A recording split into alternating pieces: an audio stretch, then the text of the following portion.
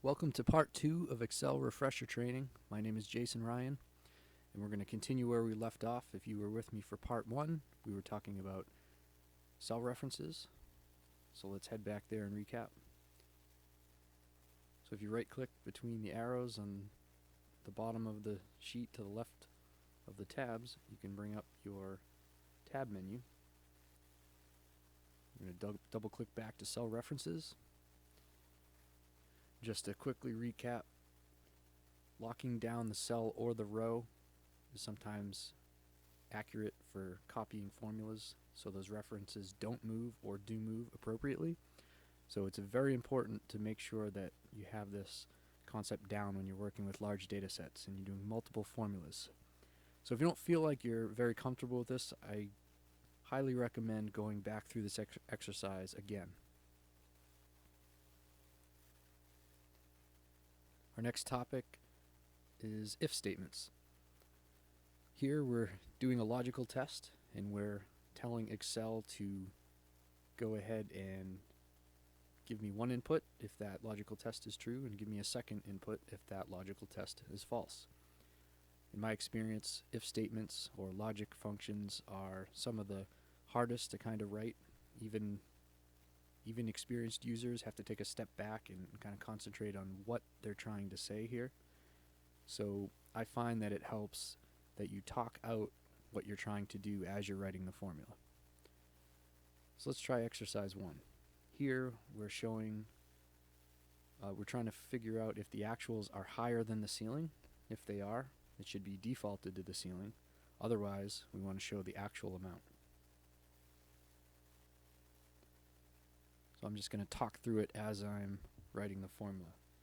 So we're going to do equals if, open parentheses, and Excel is pulling up all the arguments you need to enter for this formula. So we're going to do the logical test. So what are we trying to do? We want to see if actuals are higher than the ceiling amount. So we're going to click on the actual, which is C3. We're going to see if it's higher than the ceiling. So greater than, and then click on B3 for the ceiling amount. We're checking to see if the actual is greater than the ceiling. Comma moves us on to the value if true section. So if it's true, the actual is higher, we want it to default to the ceiling. Ceiling amount means you can't go any higher than that. So we're going to click on the ceiling value, B3. Comma, and then value if false. According to our directions, we want to show the actual amount if it's under the ceiling. So we're going to click on C3. Close parentheses to finish the equation. So as we take a look, we're seeing if actuals are greater than the ceiling, we want the ceiling amount. But if it's not greater than the ceiling, show what the actual is. And we can see the answer we got was 75, which makes sense. The actual was lower than the ceiling amount, so it's appropriate to show the actual. We have the opposite showing for row number 4. The actual amount is higher than the ceiling, which we shouldn't see. So what happens here is we should be defaulting to that ceiling amount, so we should get the answer of 800.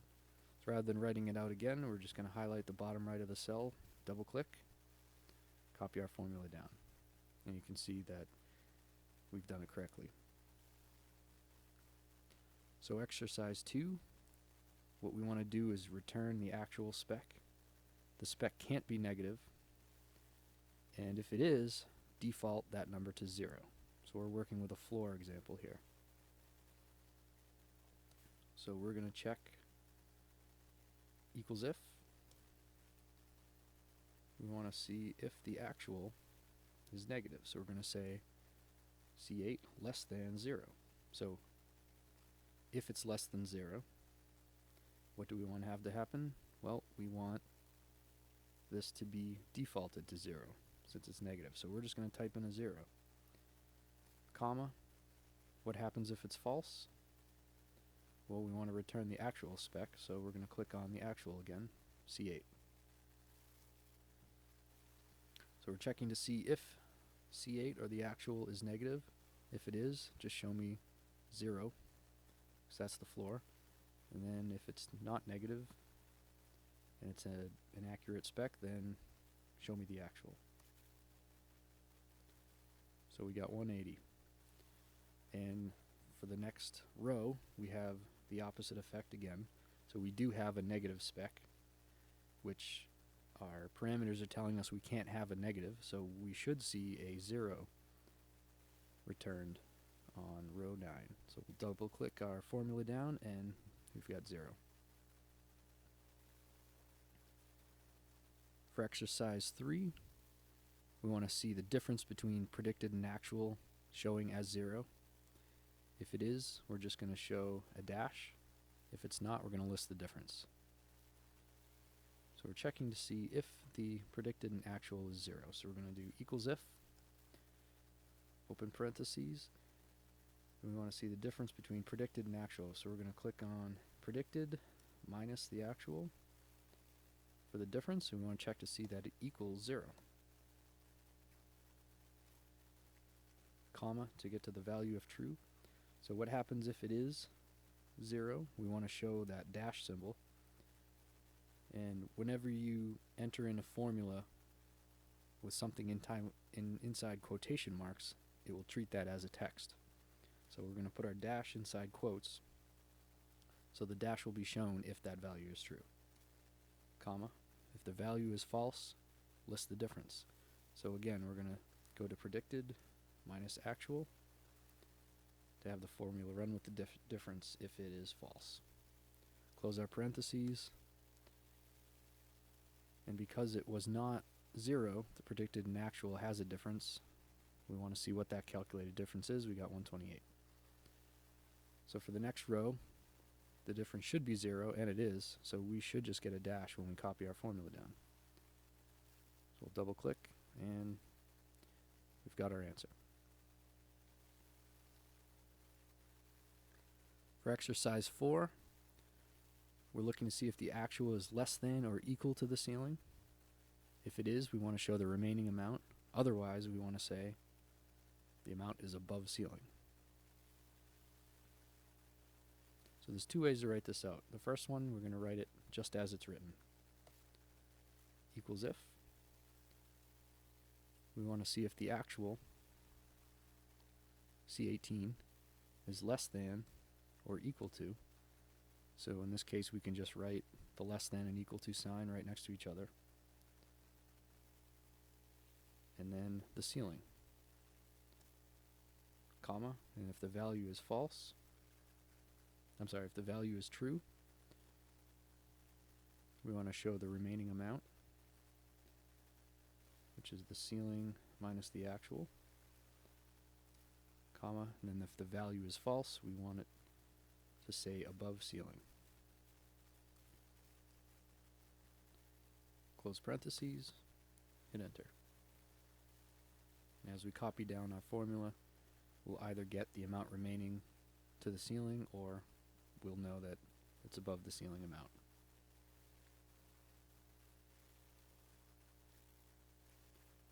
Another way we could write this, which is a little bit simpler, fewer characters, what you can do is you can switch the logic. Instead of looking for something to be less than or equal to a number, you could just look to see if it is the opposite, to see if it is greater than. So we're going to do equals if. So we're checking to see if the actual is less than or equal to the ceiling, or we can check to see if it's greater than the ceiling. And so if it is greater than the ceiling, we want it to show the words above ceiling according to our directions, comma. And then if it's false, we want to see that remaining amount. So we'll do the ceiling, subtract, and then I'll use the arrow keys to move the cursor around to get to that actual amount. We've written our formula a little too large and we can't click there with our cursor, so we arrow key to get to the C18, or if you know the cell, you can just type it in. Close our parentheses. So this way we're checking to see if the actuals are greater than. If it is, now we want the words above ceiling to show if it's true, and then the difference to show if it's false. So we're essentially just doing a different check. We're just reversing our outcomes, and we're checking to see the same thing. And as we copy that down, we'll get the same answer as before. We just wrote the formula with a little bit different logic.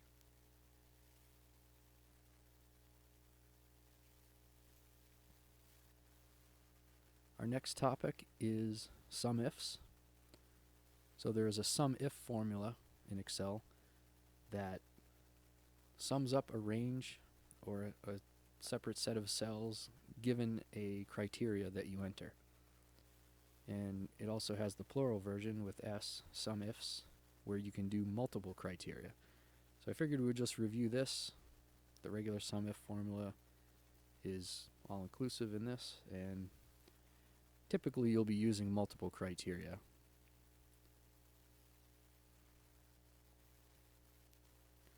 So to SUMIF, you identify a sum range, the numbers you actually want to add up, a criteria range for Excel to look to, and then the criteria itself for Excel to find within that range. So we want to add up the element's point estimate from the table below. So the point estimate is in column H. And so we want to find, for our first example, we want to find group A elements that are done by Boeing. So we could go through here and we could find them manually. If you hold Control, you can go to another Group A Boeing and you can click, and then in the bottom right it will sum, it will count, and it will average all the highlighted cells. But obviously with large data sets that would take a ton of time. So what we can do to save time is a SUMIF formula. So we're going to type in SUMIFs. Now identify the sum range. So we want to sum up the point estimate values according to our directions.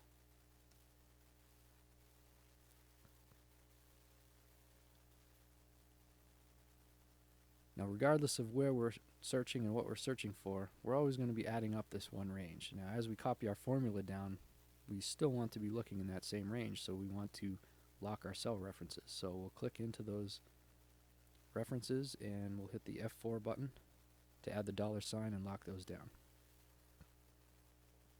Now criteria range 1, what are we looking in? Let's do the element first, so group A. So our criteria range needs to be the same size as the point estimate range. We want the WBS level 3, 1, 2, 3. So we're going to highlight column D, and we don't want that to move, so we're going to hit F4 as we're writing it. That adds the $ to the entire thing. And as we copy down, we want this same range to be looked at by Excel. Now we don't want to highlight everything over here because we're supposed to highlight one column so we won't get an error.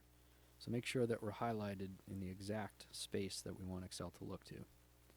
Comma, range criteria 1, in that range we want to be looking up group A, so we're going to click cell E4. And as we copy this formula down, we do want this reference to move so that each row is looking up its correct element. So we're not going to lock down this reference. We're going to leave it as a relative reference. Hit comma. Now we're going to go to the second criteria range. The second thing we want to look up is company, column G. So we're going to highlight column G in the table, hit F4 to lock the range. As we move down, we're going to want to keep this fixed so that the formula will work. So we lock those down. Let's hit comma. Criteria range 2, we want it to be company. We're going to use our arrow keys here again. Just scroll over to G4, or we could type in G4. And so we've entered in all the arguments we need because we're only looking up 2 criteria here. You can keep going, and I want to say Excel has something like 256 criteria you can enter, so there's a vast range of capability. Another way you could enter this in is to go to the function button here.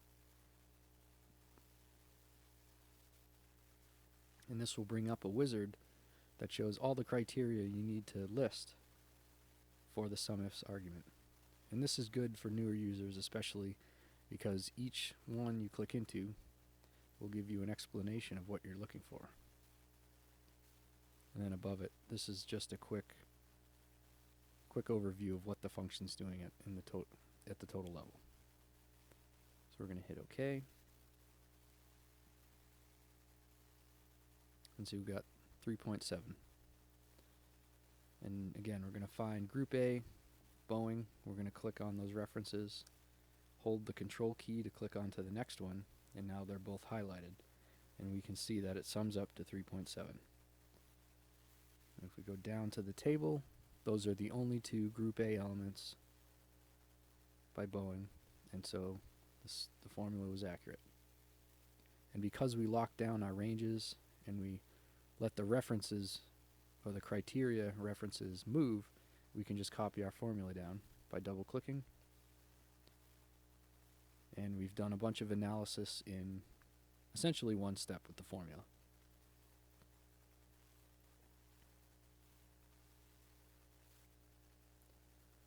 Our next topic is a formula called trim.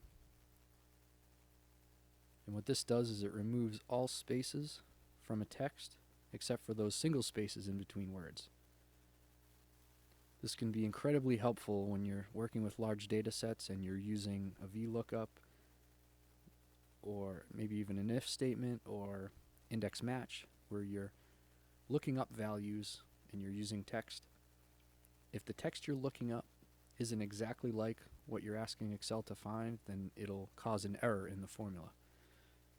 So what you can do, and let's say you're working on a large data set and there's a bunch of designators for which service, like A1 to A4 here. U.S. Air Force, it's been passed around a few times, and then some of the data has been copied in, copied out, and you're just looking for information from the U.S. Air Force. Well, to do a lookup, you need all of these to be properly spaced. So what we can do is use equals trim, and just click on the text you want to trim down, hit enter, and it removes extra spaces before, in between, and after the text. And so you can create a column next to the one you're referencing, trim down the text, so now when you use other formulas to reference that, those formulas will work with the references. This can save a ton of time.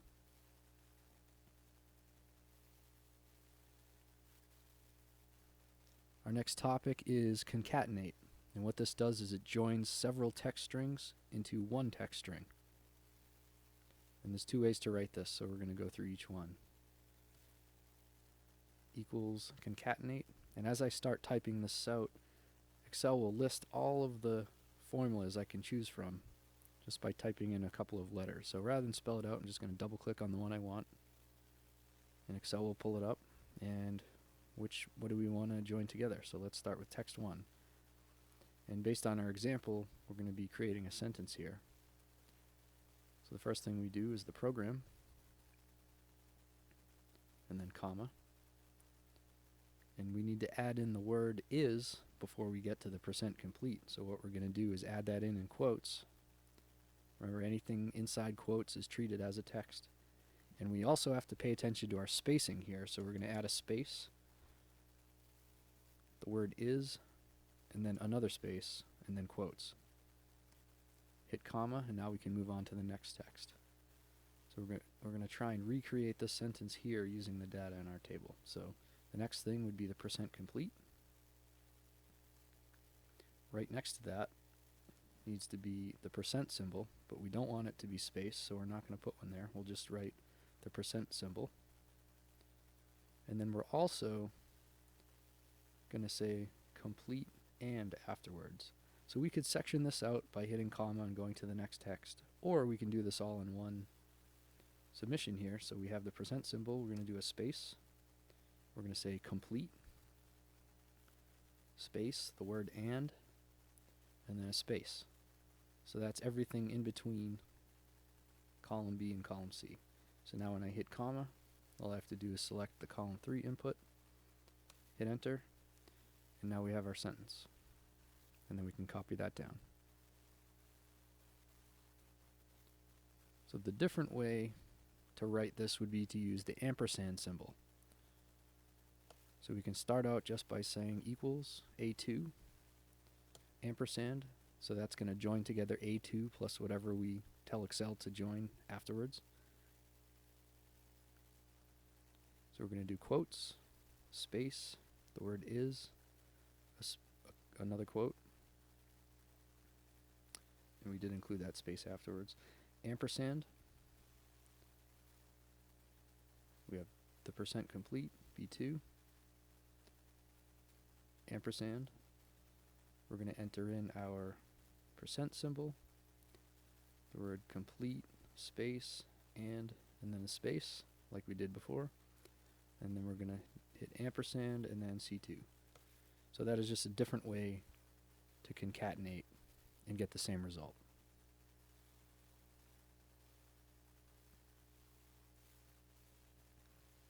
Our next topic is a Vlookup. What this does is it looks for the value in the leftmost column of a table. It returns the value in the same row and the column you specify.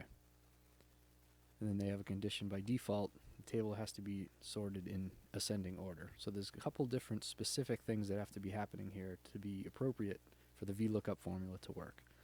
So basically we're going to use Vlookup to look up a value based on this given data.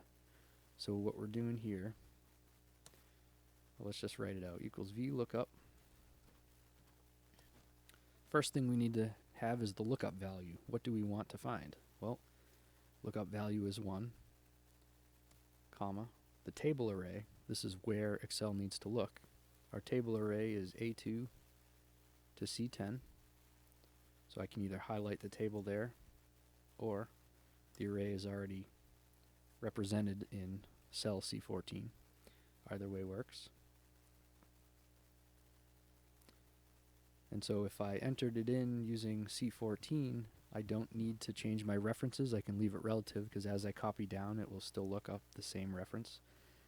Instead of C14, had I highlighted the table, I want that table to remain fixed, so I would hit F4 to lock the range down. So there's two different ways to do your reference here. So I'm just going to use C14, comma, the column index number, which is providing us which column do we want the data from, comma, and then we can either not do a range lookup. If you notice it's bracketed, that means you don't have to enter in that information, and if you do, you can do true for an approximate match or false for an exact match. So if we don't list anything, it's going to go to a default setting. So I always try to make it a point to enter in that information so I can make sure that I'm getting the specific answer that I want. So for the range lookup that's provided, we're going to use our arrow keys to get over to E14, or we could type in E14. And because our data, our given parameters are columnized, we're just going to use our references here, so that way we can copy the formula down. And when we hit enter,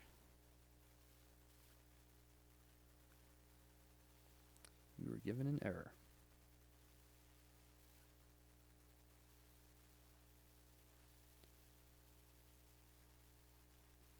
Let's see if the reference works better using the table. Okay, there we go.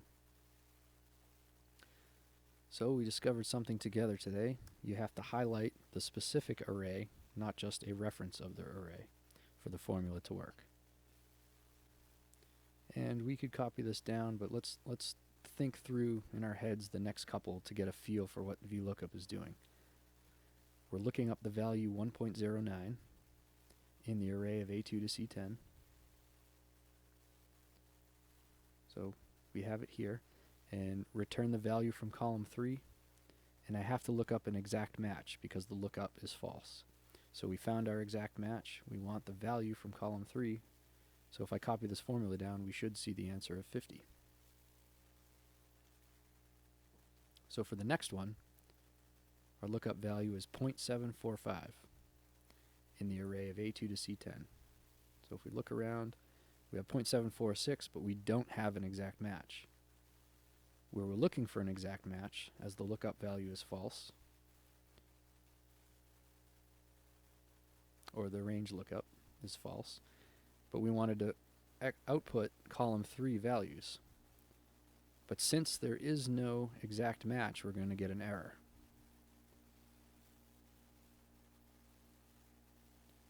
The next one, 0.835, we have that.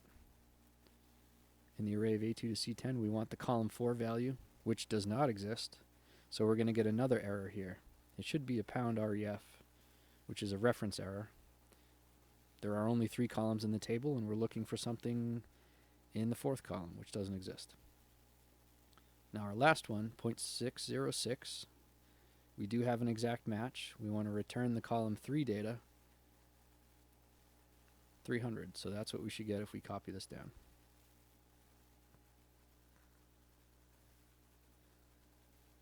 Vlookup is a pretty common formula for columnized data. Our next topic is my preferred approach for any type of reference, index match, because you can do left lookups, multiple lookups. It's basically a 2-dimensional finding of whatever you're looking for, and it's more powerful than the Vlookup. So let's jump over to index match. So this is a nested functionality using first the match formula, then index. So for each one, we have a lookup value. We're identifying an array, a row and column number, but used together, we can do lookups all over the sheet. So each exercise is going to kind of step through how to use each one. So let's start out with exercise 1. We want to use match to return the position of ID 103 in the listed range. So we're looking for ID 103. And then we're going to find in the range of IDs, which position does it sit in? Is it in the 1st, 2nd, or the 3rd? We can visually see that it's in the 3rd. Imagine you have thousands of lines and you don't have the time to be looking for all the positions. We can use the match formula. So equals match, open parentheses. Our lookup value is 103. Our lookup array are these elements in column A. And we could enter match type. For here, it's not going to matter because all of our values are in order. They must be placed in ascending order like they are for 1. More often than not, we're going to be using exact matches. So once we get to item 5 and item 6, and we're doing multiple rows, and we definitely need exact matches, it is imperative that we enter in the 0 there. So we're just going to, I said we don't need to, but we're going to enter it in here to get used to finding an exact match. And so we found out that ID 103 is in the 3rd position in the array. For number 2, we're going to use indexed to return the price of the 3rd position. So equals index. We want to identify our array. Well, we're looking up the price, which is D10 to D13, and we don't need to lock it down. We're just doing 1 here. So comma, and now we need the row number. Which row are we pulling from? Well, we already found the position in the prior one, so let's select that. We got the price of $9.99, which is the 3rd row in our array. So now let's put those together. Now we can do this analysis in 1 step instead of 2. Equals, and I like to write out index match from left to right. You could write them nested like we did in the left, right, middle example, where you just start out with the innermost formula and then you work your way outside. I find that it's easier that if I can just section out left to right, there's always a way to make that logic work for you in your head. So let me tell you what I'm thinking. So equals index. Now what am I looking for? My directions say look up the price of ID 103. So index is going to tell me what am I looking for in the end. I'm looking for the price. So my index array will be the price column, comma. Now I'm looking for the row number. Which number position is ID 103 in? Well, we did that using match up here. So to find the row number, we're going to do just that inside the index formula. So match, our lookup value is 103, and our lookup array is the ID column. So we're going to close that match formula. One more parentheses closes index, and then when we hit enter, we get 999. I'll double click back in again. So we're looking for the price of ID 103. We found the position using match, and then indexing the prices, we told Excel give us the third position price.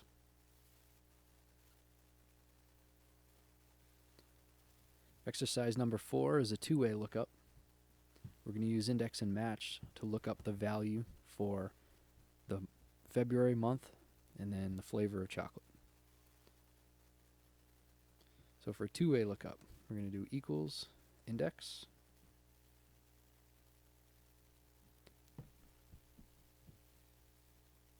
our array is the table of values, comma, our row number, well, we need to find the position of the months, what that we're looking for. So we're going to find the position, we use match. Match, open parentheses. What are we looking up? We're trying to find the month. So our lookup value is February, comma, our lookup array is column A. So we're trying to find which position in the row. So close parentheses closes the match formula and brings us back to index. So that was our row lookup. And if I hit comma, that brings us to our next function that we don't have to use. It's bracketed, but in this case, since we're doing a two-way lookup, we now need the column number. So the column lookup, we're going to use match again. So match, open parentheses, we're looking up the flavor of chocolate, comma, our lookup array is row 23. So we're going to highlight the values for row 23, close the match formula, one more close parentheses to close index, and now we're looking for the number in B4 to D27 that matches the position for February and matches the position for chocolate. Hit enter, and 549. So if we look over to February and under the chocolate column, we got our right answer. Activity 5 is a left lookup. This is something that also separates index match from doing a VLOOKUP. A VLOOKUP can only look right. Index match, you can look left or right. So we're going to do equals index.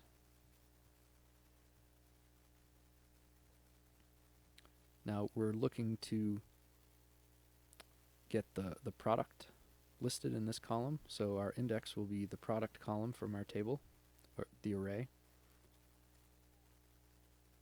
Now as I copy the formula down, do I want this column reference to move? I don't. I always want to be looking up at these values based on the ID.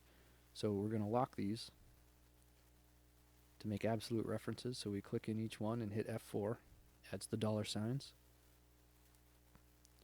And then for the row number, well, we're looking up the position of the ID. So we're going to use match. Match, open parentheses. Our lookup value is the ID to the left. And we want that to copy down with our formula to look up the appropriate ID, so we're not going to lock this. Now in our lookup array, we're looking up the position for ID in our table. And as we copy down, we want this to remain. So we're going to lock those down, hitting F4. Close parentheses to close match.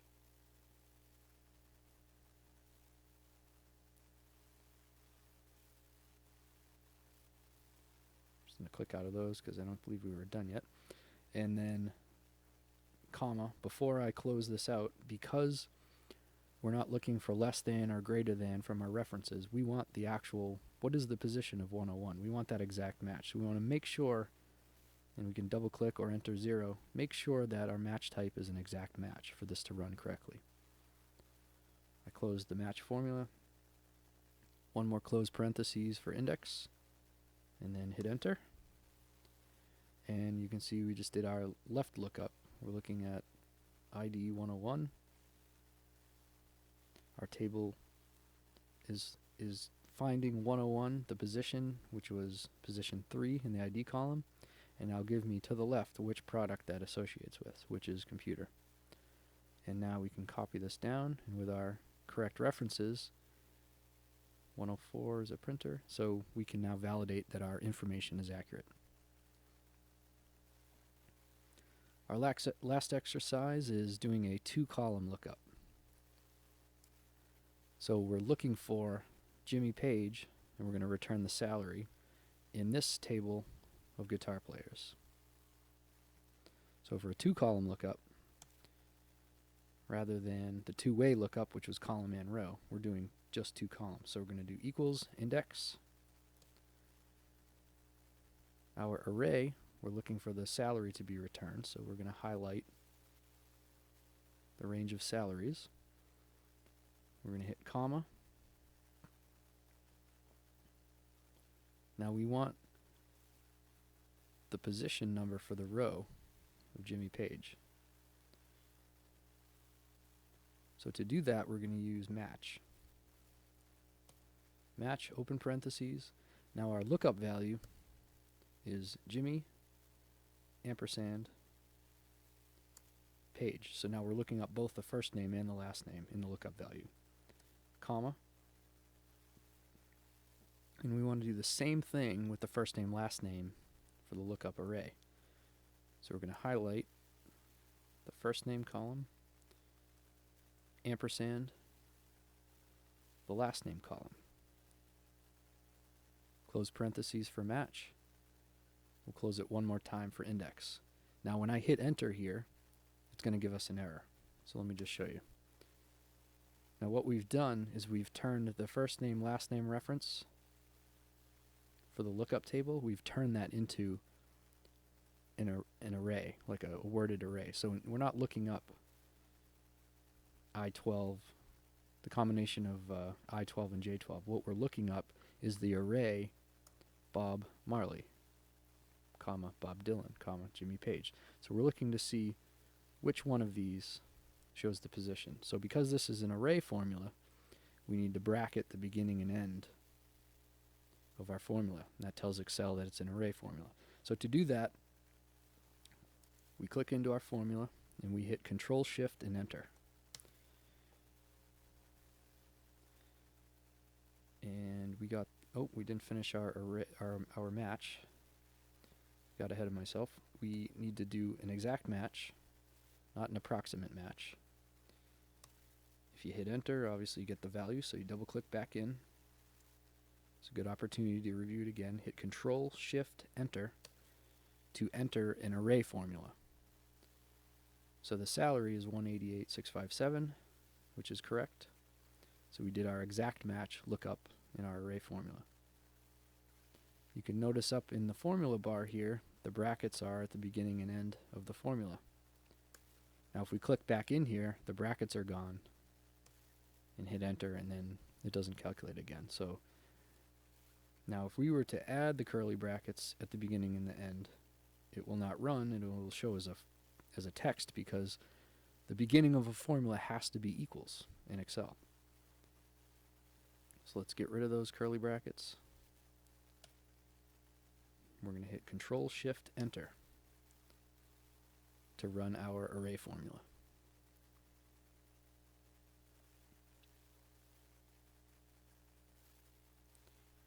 Alright, the next topic is conditional formatting. What this does is it enables you in varying different ways how to highlight cells depending on the value. So it's a great tool for visual analysis, especially for summaries or reviewing things with leadership. Not everyone can just look at a table and interpret it as quickly as others. Some like to be visual, and let's be honest, it's a lot less boring that way anyway. So what we can do is add conditional formatting to this list. We can do it a bunch of different ways. So we're just going to show a quick way to highlight multiple gold medalists. So we're going to select the column G. We're going to hit conditional formatting. We're going to do highlight cells rules greater than, and you can see there's a bunch of different capabilities you can do here. But this one's already preloaded, so we want to do highlight cells that are greater than. We're going to say 1. We want to fill those with, we're going to do yellow fill, dark yellow text. So multiple gold medalists are now highlighted.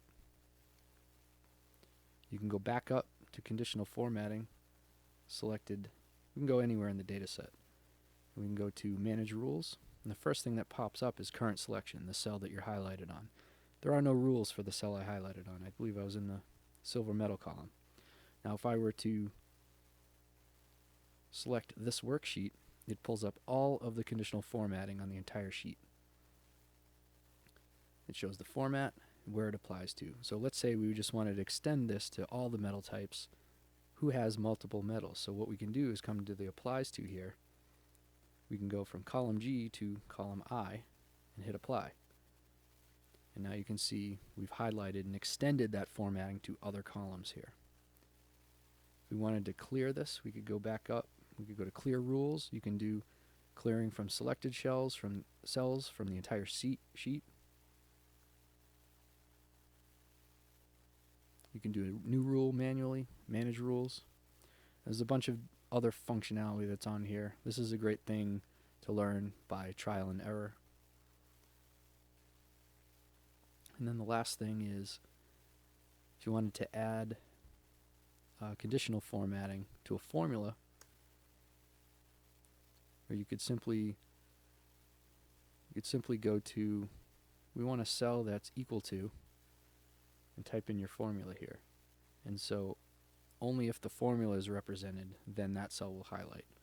That's just another fun thing to do, and a different way to highlight whether or not you're writing the correct formulas or not.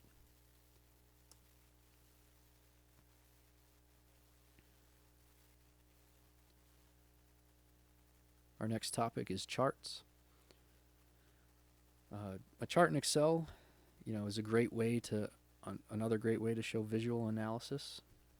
You can also use it to quickly extrapolate data.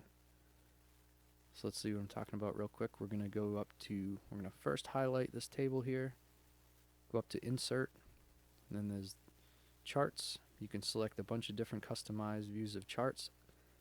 I recommend hitting the recommended charts button. Excel will actually take a logical look at your data and give you some good examples of how you might want to present that.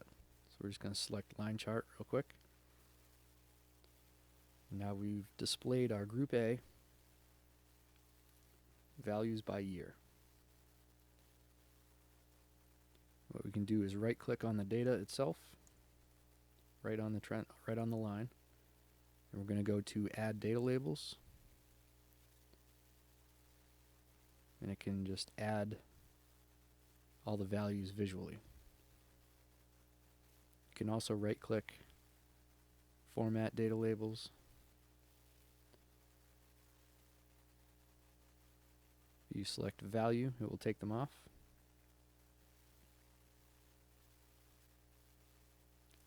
Another thing you could do is format data series.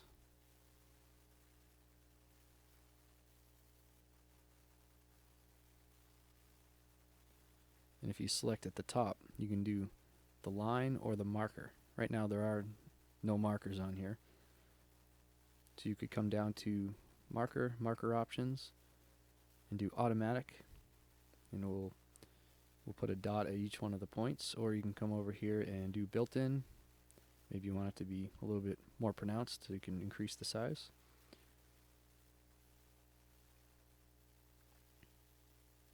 What we can also do is right click on the data in the chart and hit add trend line.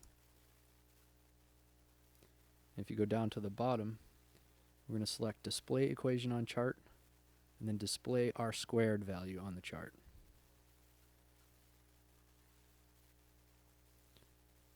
And so what we've done is now you can see as you smooth out all the data points, you can now go on and predict that next one. So we're going to use the year 2025 as a point to extrapolate from this data. What's the next point going to be, or estimate that next year? Now when we enter in this formula, we want to make sure that we remember 2025, we're not going to use X is not the year. What it is the number of data points that you're at. So if we count over here, 2025 is actually the 6th data point, or the next data point. So we can do equals 110 times 6, because we want the 6th data point of data, plus 2450. Because of our order of operations, we don't need to use parentheses here, but when in doubt, add them in. We want to make sure we multiply by the 6 first, then add the 2450. So our next estimated point is 3110. So we can come down to select data. When you right click on the chart, we want to edit, and we're going to add the year 2025.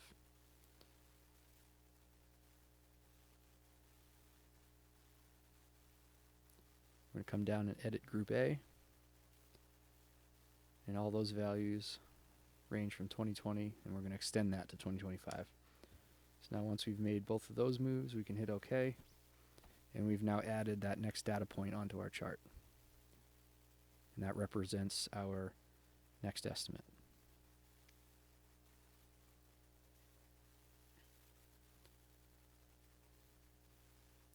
All right, our last topic is pivot tables. Pivot tables are a great way to take large data sets and quickly group them together and perform some specific analysis. So what we can do is anywhere in the data set, you can highlight it by hitting Control A, and then go to Insert and Pivot Table. You can see our range is already selected. Highly recommend choosing New Worksheet so that your pivot table actions are done on a new worksheet, and that leaves the source data remaining untouched. If you were to put it on the same sheet, now you have a lot more going on one data tab, and you're constantly scrolling to get to both the source data and the analysis. So with new sheet selected, we'll hit OK. And before you start building your table, I highly recommend taking two different actions.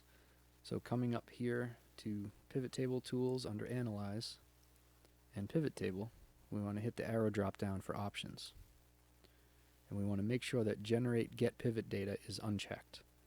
Get Pivot Data is a function in Excel, and if you're not familiar with it, sometimes using your pivot data table to perform formulas, you might not get accurate information. So if you wanted to add columns together, sometimes you might not get the answer you're looking for. So if you uncheck Generate Get Pivot Data, you can use your pivot table that you make as a source data for more analysis.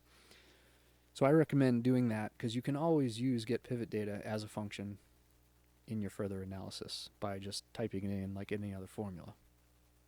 The second thing is come to Options, and then go to Display, and then check Classic Pivot Table Layout. This enables you to drag and drop fields in the grid. And you can notice when we did that, we now have a blank canvas to build our pivot table.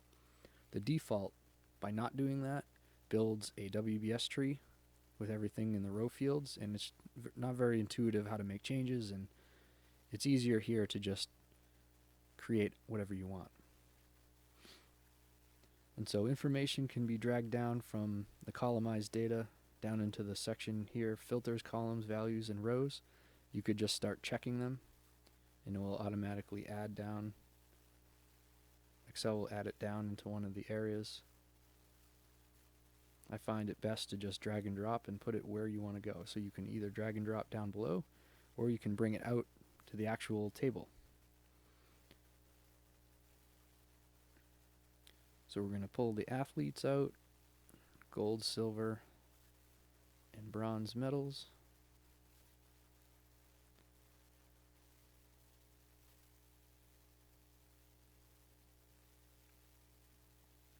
We're also going to take the country and apply it to filters. I'll just bring it down here just to show another way of doing it. We're going to bring down the year and the sport. So basically we can filter on country, filter, and sport with all the athletes with the medal types. So for an example, let's just look up 2008 swimmers who had the most gold medals. And we'll also pick the United States. So we can come over to our filter section at the very top. We're going to hit the arrow drop down, select United States, hit OK. And now we're just going to filter all of these categories. 2008.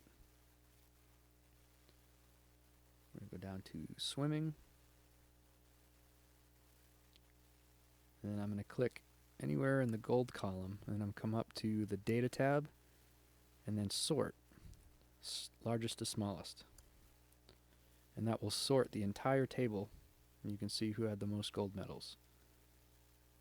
We do the same thing for silver, and it brings all the columns and the data with it so that all the information is accurate.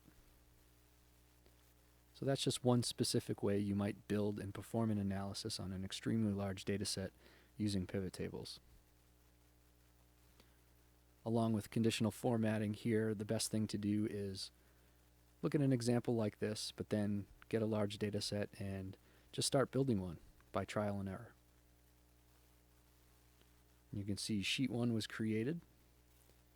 We're just going to rename that as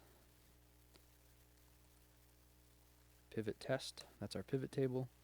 And if we click on pivot tables, you can see that our source data remains unchanged, and you could hit Control A, insert pivot table, it'll create another sheet. You can run as many pivots as you need on the same data set.